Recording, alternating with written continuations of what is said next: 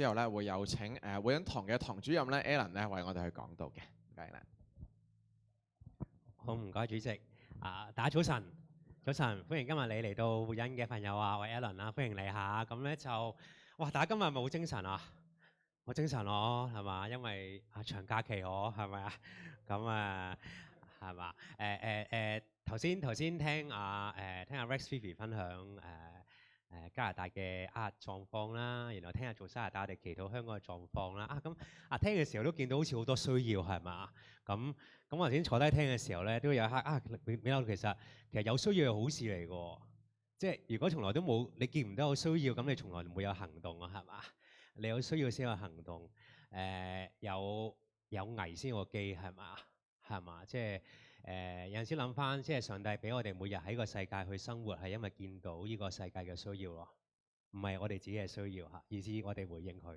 咁盼望今日一首詩篇咧，都一樣盼望你能夠係啦，有個用我哋嘅眼光，唔係淨係望喺你自己嘅需要咯，望喺世界嘅需要，以至到你識得點樣有一個對信仰有新嘅體會，有新嘅行動。所以今日嘅題目叫常新，歷久常新，好嘛？咁咧就我想大家一齊祈禱好嘛？將時間交俾三一上帝。愛我哋嘅三一上帝，我哋滿心感謝你，感謝你。你從以往到今日，你係仍然冇停止過你做嘅工作，更加仍然冇停止過你向我哋啟示你自己嗰個嘅美意。你教我哋點樣喺個世界睇得見世界嘅需要，最重要嘅需要，同埋點樣將生命去榮耀你，去頌讚你。盼望今日首詩篇雖然都好古舊，寫咗好耐，但係你嘅説話都係今日同我哋繼續講，以至我哋生命繼續能夠有新嘅體會、新嘅感動、有新嘅回應。祈禱交上奉主名求。阿門。咁咧就我早排咧，我睇咗一個嘅煮食節目係啦。咁唔該啊 Rex 就呢個咁叫拜託了冰箱，譯翻下啫。咁英文叫 Chef and the Fridge 咁Fridge 係啦。咁咧就係一個韓國嘅節目啦。咁咧就煮嘢食嘅咁。咁咧就佢每一集係咁，每一集咧就會邀請兩個嘉賓上嚟啦。咁嘉賓都特別㗎，唔單邀請兩個嘉賓，同埋咧會將佢屋企個雪櫃拎埋上嚟嘅。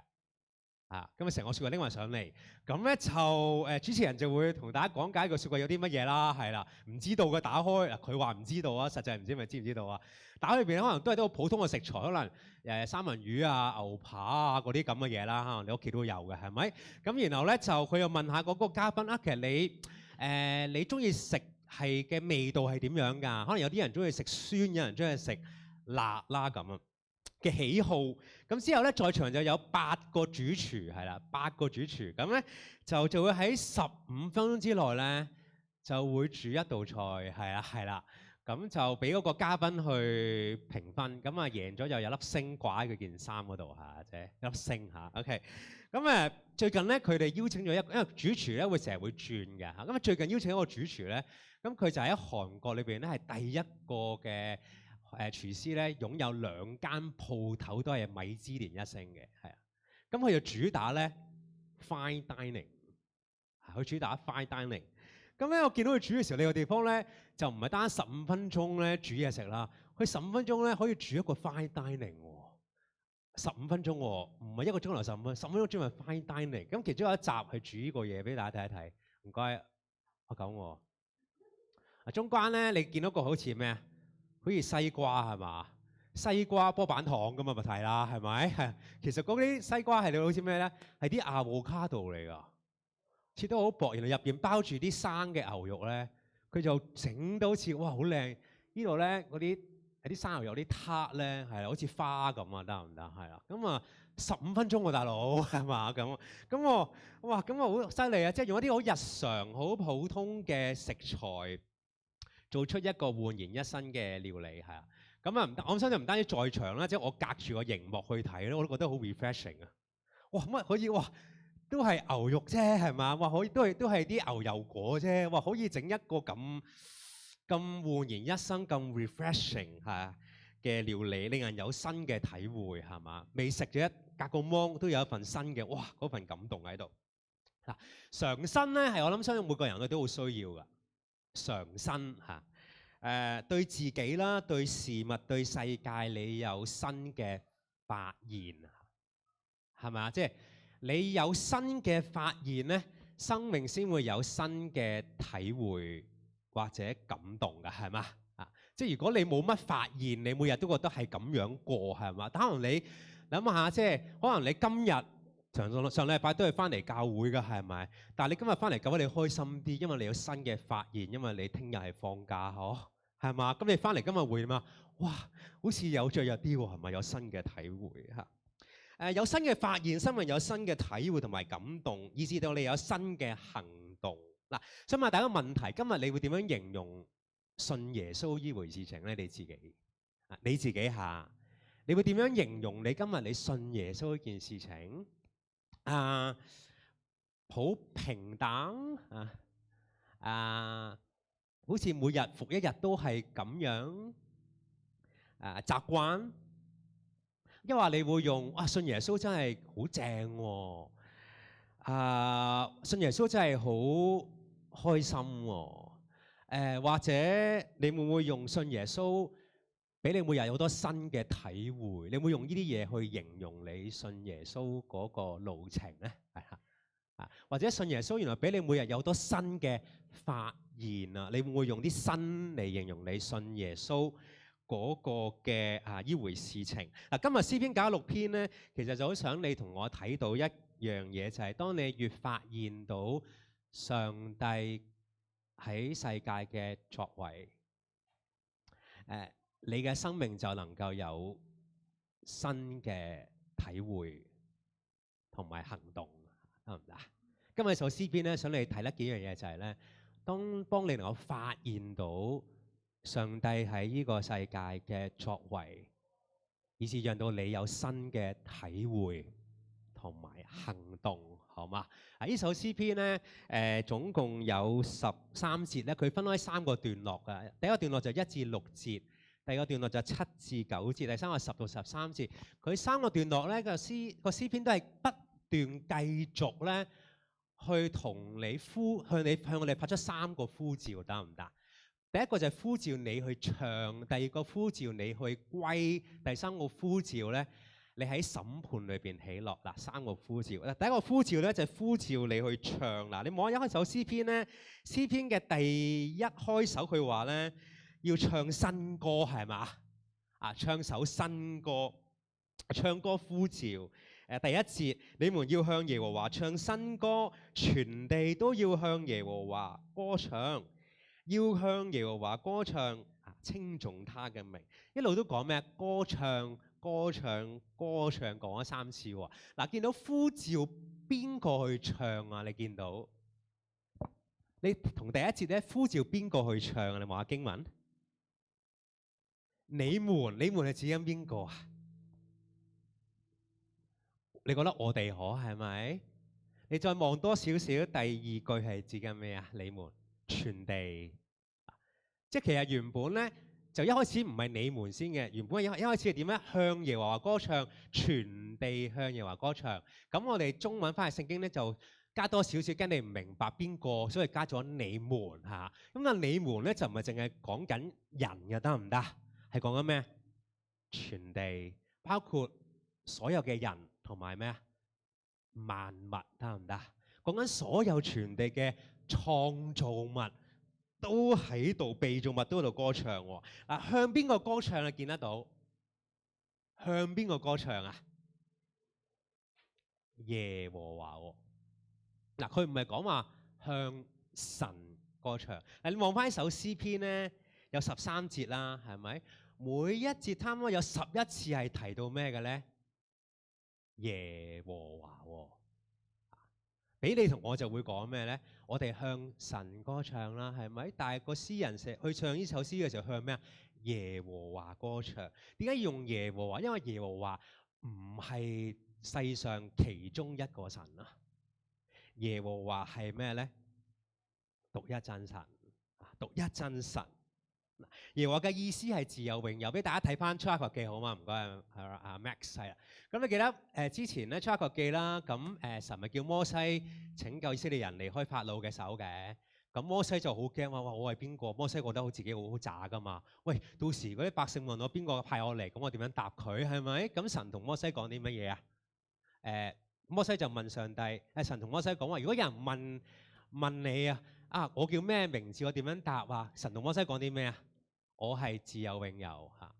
耶和華咧嗰個Yahweh就係咩？上帝係自有永有。咩為之自有永有啊？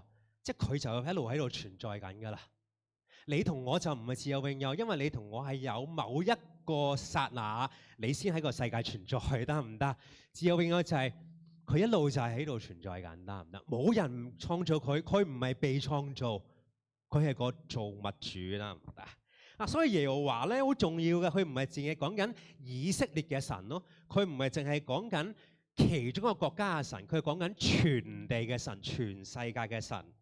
耶和華唔係淨係做以色列嘅君王，係做全地嘅君王，好重要啊！向耶和華歌唱。嗱，歌唱裏邊咧嘅行動包括幾樣嘢嘅喎，你望下第二節好嘛？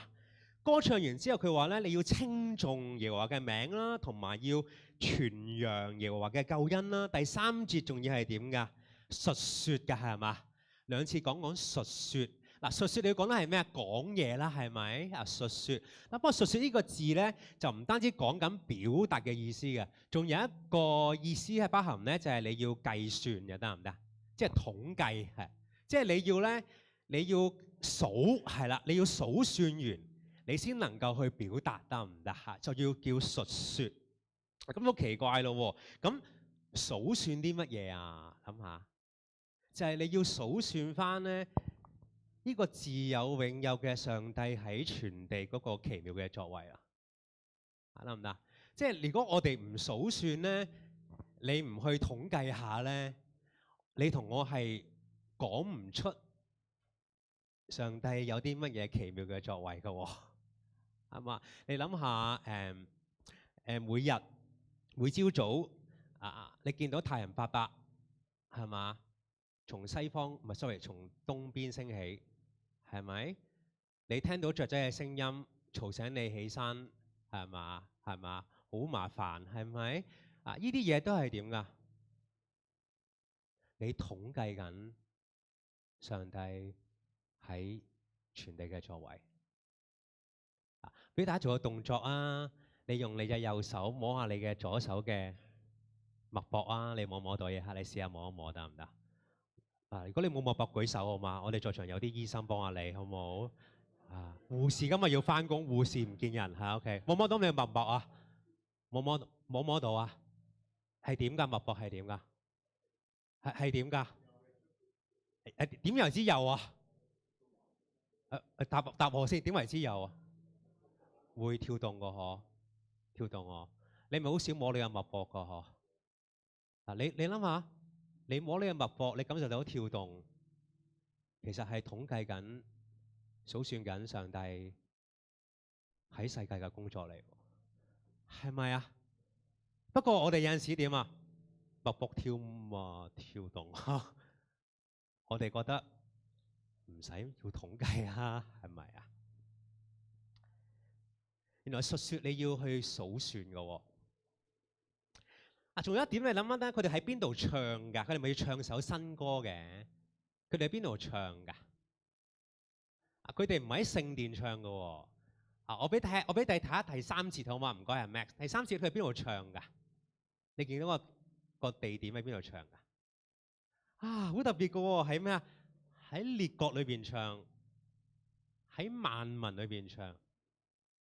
即係呢首詩篇咧，講緊咧唔係喺當時以色列人淨係敬拜上帝嗰個聖殿，係講緊一個咩更加大嘅圖畫，係講緊喺個列國裏邊唱，喺個萬民裏邊唱嘅喎。你諗下咧，當時遠古嘅神觀同我哋今日社會嘅神觀其實都好類似嘅，即係咧講緊每個唔同地方或者國家嘅神咧，只會受地域限制，得唔得？係嘛？即係就喺嗰邊嘅啫。你諗下，即係香港，即係天后就管個海嘅啫，得唔得？即係陸地唔關佢事嘅，得唔得？係啦，係咪？大嶼山就佛睇住，係咪？佛像睇住，然後沙田嗰邊就車公，係咪啊？個地點嘅車公唔可以黃大仙嘅喎，黃大仙唔可以車公嘅喎。觀音要喺大埔，唔會喺大嶼山嘅喎。係咪？你見得到可嗱？即係有個地點㗎，係嘛？不過就係咧，特別嘅係基督教嘅神觀就話俾你聽咧，佢係咩嘅咧？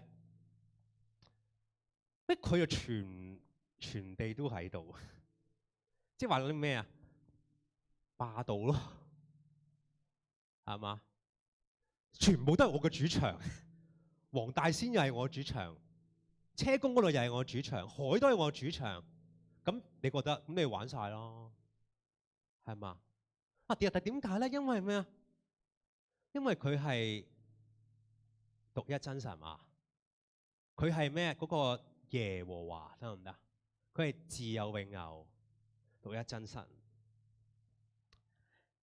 因為上帝就係咁犀利。你望下第4節好嘛？你望下第4節，不如我哋一齊讀好嘛？第4節喺你嘅程序表或者聖經嚇，因為第4節好嘛？你開始，因耶和華為大，當受極大的讚美，他在萬神之中當受敬畏。咁啊，即係咧一個虛無嘅偶像，你諗下偶像或者神像係邊個做出嚟㗎？人手所做出嚟。你諗下一個神像要用人手做出嚟嘅時候，然後你話俾你聽嗰個神像係可以睇住翻人喎，你明唔明我意思啊？即係個神像係人打造出嚟，然後話咧嗰個神像可以睇住翻嗰個做嗰個人喎，係嘛？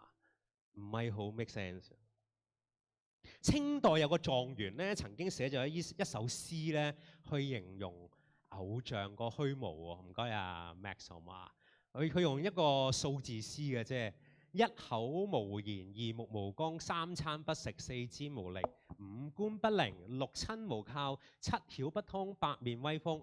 因為佢用國語讀嘅 ，OK。久坐不動，實在無用，得唔得？係啦，係啦，係嘛？大家你唔好，即係我唔係講呢個詩咧，係為咗諷刺偶像，即係唔係要針對其他嘅宗教。但係你諗下咧，如果一個宗教一個嘅神明係從人自己去創造出嚟嘅時候，然後你話嗰個神明嗰個宗教能夠睇住翻人咧，咁呢件事係點㗎？係咪啊？可能照樣弟兄姊妹，你唔係拜緊黃大仙，你唔係拜緊天后，你唔係拜緊其他神明，係咪？不過上帝話你可能都有其他偶像，係咪啊？即係你諗好簡單啫嘛。上帝話你份工作係養活你自己，不過我哋就會將你份工作成為打造你事業一個嘅偶像，係咪啊？會唔會啊？都會嗬。上帝話我哋有我哋嘅興趣，等你可以調劑你嘅生活，等你可以咩啊？哇，可以身心靈健康，但係你亦可以將嗰個你嘅興趣嘅成為你嘅咩咧？成為你嘅偶像，你嘅身份，係咪啊？都會一樣。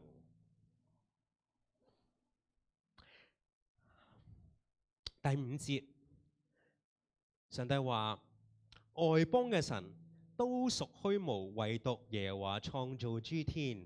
第6節，有尊榮和威嚴在他面前，有能力與華美在他嘅聖所。呢度上帝話唯獨上帝係全地嘅創造主，佢先係個主場，係佢先係真正嘅主宰，有尊榮、有威嚴、有能力。所以咧，一開始其實正因為上帝係全地嘅君王，所以詩人唔單止叫佢哋呼召佢哋去唱，更加第二點就係呼召佢歸，得唔得？歸還個歸，回歸個歸，呼召佢去歸。你望下第7節好嘛？第7節啊，第7節，佢話民中嘅萬族啊，你們要將榮耀能力歸給耶和華，都歸給耶和華。第8節，要將耶和華的名所當得嘅榮耀歸給他。拿供物來進入他嘅院宇。你見到3次歸給係嘛？歸俾，歸俾，歸俾。回應之前咩啊？第一段係咩㗎？歌唱，歌唱，歌唱。你記得詩篇我哋唔係讀嘅係咩㗎？唱啊，所以重複押韻係嘛？歌唱歌唱歌唱，第二段係點啊？歸還歸還歸還，歸還啲乜嘢咧？歸還啲咩啊？弟兄姊妹，榮耀，將個榮耀歸翻俾翻耶和華，俾翻上帝。嗱，榮耀嗰個嘅希伯來文咧個字係咁樣嘅喎，好嘛？俾大家睇睇好重要，希伯來文嘅字係點咧？Kavod得唔得？係啦。我估下咯，咁我想俾你估下，同你身邊嘅朋友兩個啊，我俾你30秒，你估下 Kavod 個字係咩意思啦？有啲提示俾你㗎。30秒啊嘛，同你身邊嘅朋友仔估下啦，Kavod 個字榮耀係咩？用個咩意思得唔得？嗱，唔係健身，唔係健身，係啊，不過係咩咧？係 OK 得唔得？嚟3秒。大家唔好揾 AI 得唔得啊？唔係唔好玩噶啦，你冇新嘅發現好唔好啊？係啊，好唔好？你估下。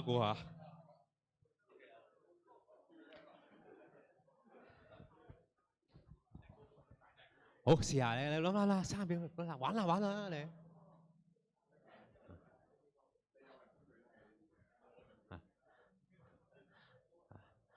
通常做開 G 嘅人咧，就應該諗唔到噶啦，因為佢實在已經好犀利。OK， 係嘛？Kavod 個字咧，榮耀啦，榮耀即係其實咩意思？仲有個意思係咩？份量、重量。即係英文係weight。即係你知咧，我哋講體重你就好尷尬噶嘛，係咪？體重係咪？係嘛？你個體重好犀利，哇唔好啊，係咪？但你有份量，哇就唔同啦，係咪兩件事？係咪？係咪啊？係咪啊？嗱，係咪嗱？所以有體重係好㗎，有份量啊嘛，即係係咪？嗱，份量得唔得？你啊上禮拜咧，唔知有冇睇上禮拜咪香港電影金像獎嘅係嘛？咁呢啲演員咪上嚟攞獎咧？通常演員得獎上嚟多謝，通常都係一個人嘅，都係邊個人啊？可能我知大家冇得睇開電視睇㗎係嘛？多謝一個人咩啊？當然我哋都會多謝個老闆，仲有咧導演咯，係咪先係嘛？因為通常都係唔得，未必老闆係個導演咁樣覺得，哇佢應該角色啱佢係咪？即係話咧係個導演俾機會俾佢係一套戲嘅。嗰個 weight 嗰個份量其實有時好在於呢個咩㗎？導演㗎嘛，有時係嘛？導演。咁一個人嘅生命嘅重量在於啲咩咧？你有冇諗過你自己？唔係你一個人你生命嘅體重係啊，你一個人生命嘅 weight， 你嘅重量喺邊度咧？你壓喺邊度㗎？你嘅重量？你擺晒你個重量喺邊度？家庭、仔女、興趣、事業、工作、愛情關係，或者舒服。嗱，你諗下咧，俾大家諗諗，諗下你，不過你諗唔到㗎，因為你都見唔到㗎。諗下你出世嘅時候，你打啲咩嚟㗎？你做過爸爸媽媽就應該知道啊，出世嘅時候係點㗎？兩手空空。滑捋捋，冇着衫，成身屎，係咪啊？係嘛？咁我想問下大家咯喎，你不過你都唔知道㗎，因為你今日仍然坐喺度，離開世界嘅時候帶到啲咩走㗎？兩手空空，滑捋捋嘅，要人幫你着衫，要人幫你化妝。你諗下，咁人生命嘅份量喺邊度？你今日你每日壓住嗰個份量，你最後都冇㗎喎。人嘅生命喺邊度可以誇後啊？你人生命嘅榮耀喺邊度啊？詩人話喺邊度啊？喺創造你同我嘅上帝度。你生命嘅榮耀係因為上帝榮耀嘅上帝創造你。所以詩人話：咁唔該多將你生命經歷當得嗰份榮耀，唔係歸俾你嘅家庭，唔係你嘅事業，唔係你嘅其他嘢，係咩？歸翻俾嗰個咩啊？上帝。你見到嗰個重要嘅位嘛？第8節，所以臨尾佢話咩啊？你要攞翻咩？攞翻啲供物去到上帝嘅殿去點啊？你去歸翻俾佢啊！唔單止以色列人要去到上帝嘅聖所獻祭，佢度講第7節講啊，萬國萬民都要噶。不過萬國萬民而家要向耶和華獻一個咩嘅祭啊？你望下第9節，獻一個咩嘅祭？第9節一齊讀嚟好嗎？第9節，我哋開始。當以聖潔的裝飾敬拜耶和華，全地都在他面前顫抖。上帝係聖潔，所以敬拜上帝嘅人都係要點㗎？聖潔。舊約以上帝嘅子民需要獻牛羊，然後藉牛羊嘅血洗淨自己嘅罪，成為聖潔。今日我哋萬國萬民，我哋係藉住耶穌基督十字架所流嗰個寶血，讓到你同我聖潔。既然我哋唔需要獻牛羊，咁今日我哋獻上咩祭啊？佢話聖潔嘅咩啊？裝飾嚇。咩係聖潔嘅裝飾？可能你好抽象，我係咪買啲聖咩裝飾係聖潔係嘛嚇？上帝仲未停㗎，佢新約同我哋講咩為之聖潔嘅裝飾㗎，好嘛？俾大家睇羅馬書啊嘛，12章第1節嗰度講話，保羅話咧，而家咧，當我以神嘅憐憫勸你哋啦，因為神嘅憐憫即係講緊咧，由羅馬書頭嗰11章講緊上帝點樣憐憫我哋啊，透過耶穌個羔羊嗰個恩典係嘛，嗰個拯救嘅能力。所以之後保羅話：咁如果你今日再唔係靠獻牛羊去成為聖潔，你係靠耶穌嘅血成為聖潔，咁你而家要點樣做啊？你獻上啲咩啊？保羅話你要獻上啲咩啊？佢話你要獻上身體作為活祭，依個就係聖潔啦，得唔得？依個就係聖潔，係神所喜歡，係理所當然嘅敬拜，唔係效法呢個時代，而係藉着心意更新，讓自己被改變過嚟。保羅同我哋講過話咩？原來詩篇96篇聖潔嘅裝飾就係咩？就係你點樣將你耶穌拯救你呢個新造嘅人，然後你將你生命點㗎？去獻上俾佢，唔係再一腳踏兩船，唔係再左邊你承受緊救恩，右邊你揸住緊你好想榮耀嘅事情。呢個就係詩篇96篇第9節所講，以聖潔嘅裝飾敬拜上帝。第二個呼召就係呼召你歸翻俾上帝，係嘛？歸翻個榮耀俾上帝，個份量俾上帝。第三個呼召，最後一個呼召，呼召你喺審判中喜樂。嗱，第10到第13節係一首詩篇嘅高潮噶。我讀俾大家聽喎。第10節，第10節，人在列邦中要說耶和華作王，世界就堅定不得動搖。他要按公正審判眾民。11節，願天歡喜，願地快樂，願海和其中所充滿嘅澎湃，願田和其中所有的都歡樂。那時林中嘅樹木都要在耶和華面前歡呼。呢度講到咧，你一睇嘅時候點㗎？頭先重複幾個字咩？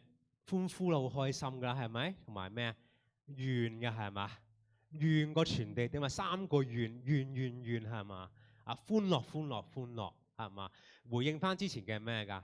歌唱歌唱歌唱，歸給歸給歸給係咪啊？詩人邀請天啦、地啦、海啦、地上所有嘅創造物都要回應上帝。你好奇怪㗎係嘛？點解個歡樂能夠臨到地上啊？嗰幅圖畫好正㗎係嘛？哇，好開心好歡樂㗎喎！點解嗰啲歡樂喺個臨到地上啊？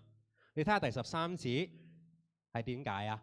因為他來了，他來要審判全地，他要按公義審判世界，按他嘅信實審判萬民。又係講3次咩？審判、審判、審判，係嘛？同第10節個審判係互相呼應。俾大家睇一睇嗰幾節經文好嘛？就10節咪講審判嘅，跟住就講歡樂係嘛？臨尾13節點樣結尾啊？又係講翻咩啊？審判。咁你睇嘅時候好奇怪嗬？諗下，當我哋唱，仲讚你哈利路亞，我哋好開心，好歡樂，全地都好歡樂。點解歡樂啊？審判。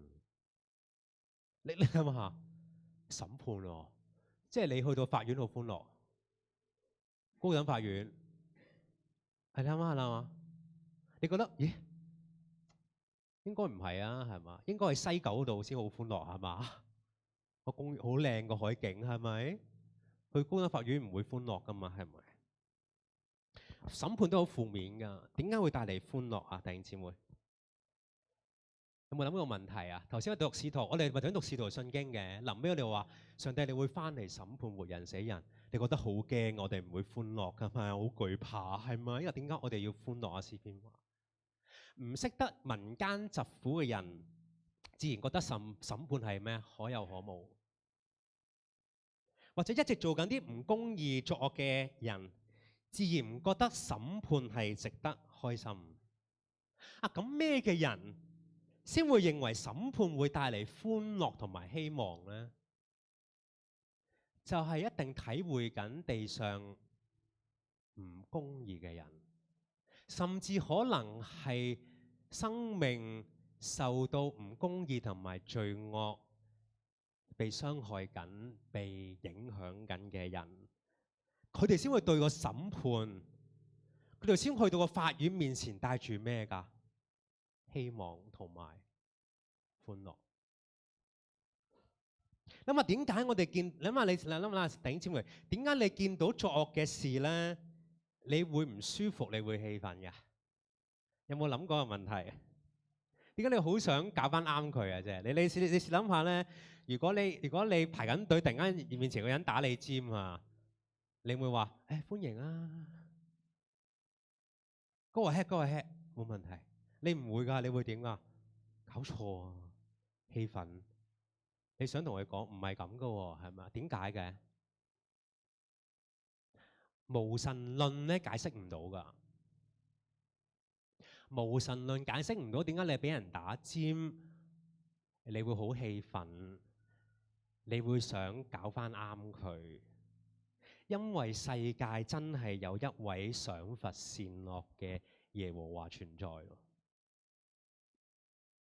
即係話秩序呢個觀點喺邊度嚟嘅咧？無神論解釋唔到秩序邊度嚟？點解你有呢個秩序啊？你覺得人生一出世就有一個秩序㗎啦，係啦？唔係，係因為點啊？係因為呢個世界係有個創造主，有個自有永有嘅上帝，佢知道咩秩序，佢知道咩公義。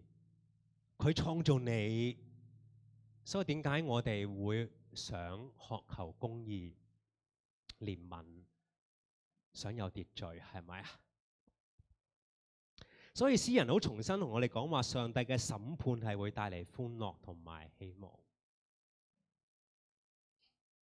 13節佢話佢一定會嚟嘅，佢一定會嚟，佢會按公義審判世界，佢會按信實審判每個人，每一個人係，即係萬民每一個人，世上每一個人，你同我都會有一日會去到主嘅審判台前去審判。你覺得點解咁肯定？點解咁肯定？因為一樣嘢好重要，望下經文好嗎？使徒行傳咁樣講同我哋講，唔該阿 Max 好嗎？下一個啊，係啊，17章31節，保羅當時神透過保羅咁樣講，佢話咧，因為神已經定了日子，要藉着他所委派嘅人按公義審判天下，並且他使嗰個人啊，審判嗰個人係從咩咧？從死人中復活了，給萬人可確實嘅憑據。點解我哋咁肯定咧？即係上帝會再一次翻嚟審判你同我，因為耶穌基督已經從死裏復活啦。呢個係個肯定，係個確據。從死復活嘅耶穌基督證明上帝一定會按公義審判世界。而呢份嘅肯定唔代表我哋唔會失望噶，唔代表你見到呢個世界你唔會失望。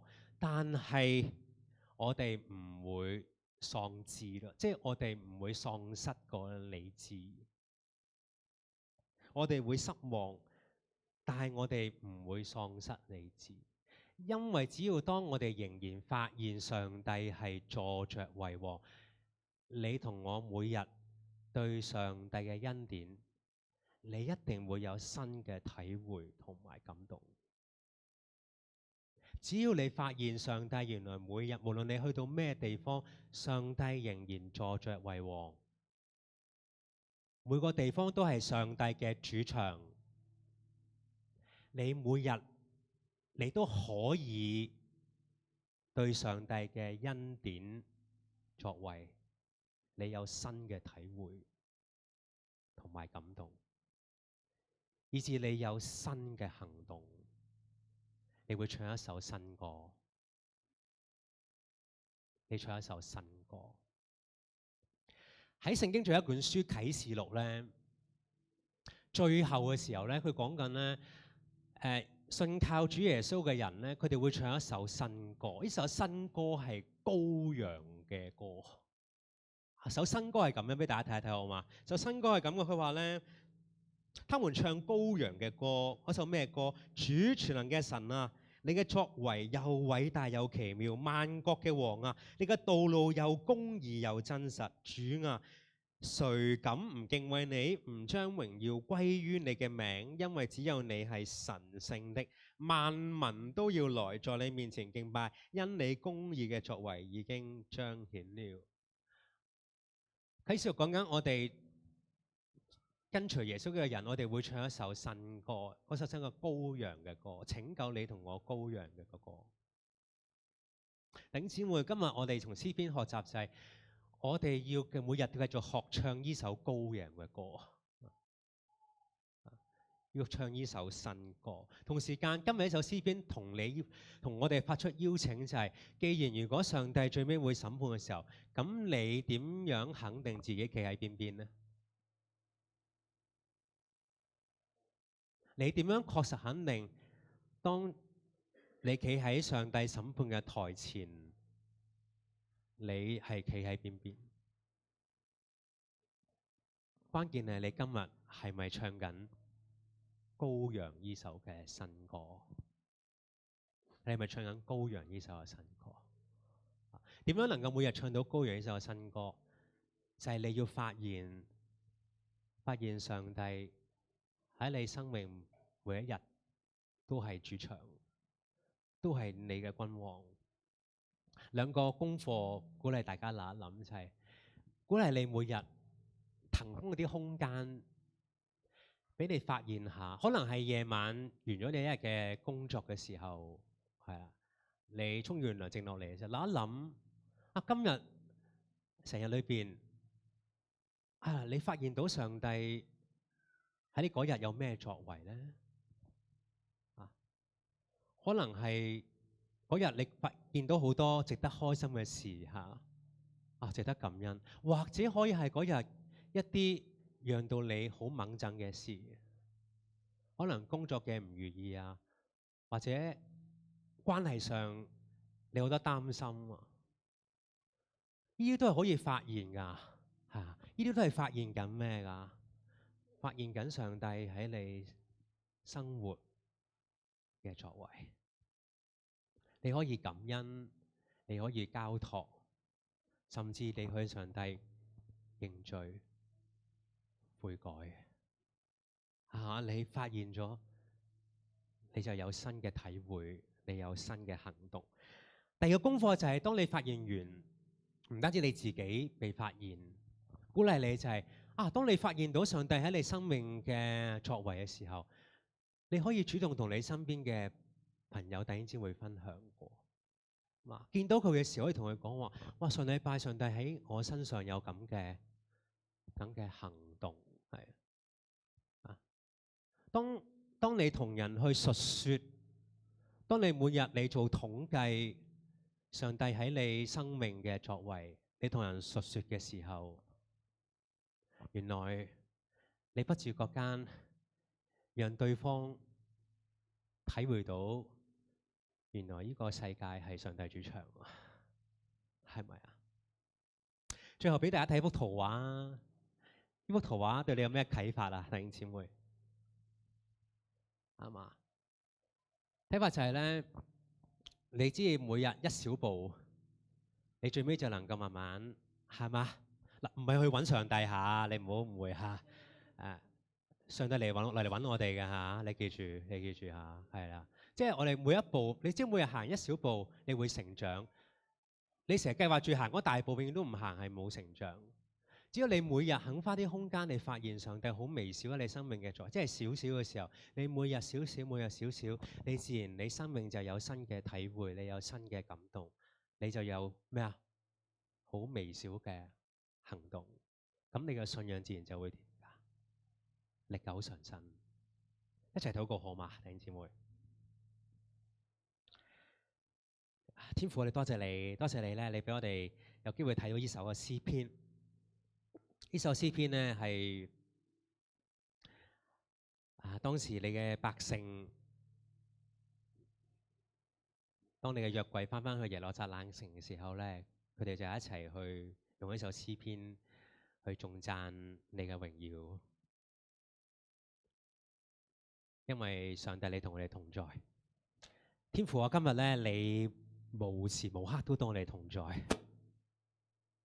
無論我哋今日翻到教會，我哋陣間離開教會去到唔同嘅地方，喺屋企嚟緊個禮拜去到我哋嘅學校、我哋嘅工作嘅場所，每一個地方都係上帝你主場。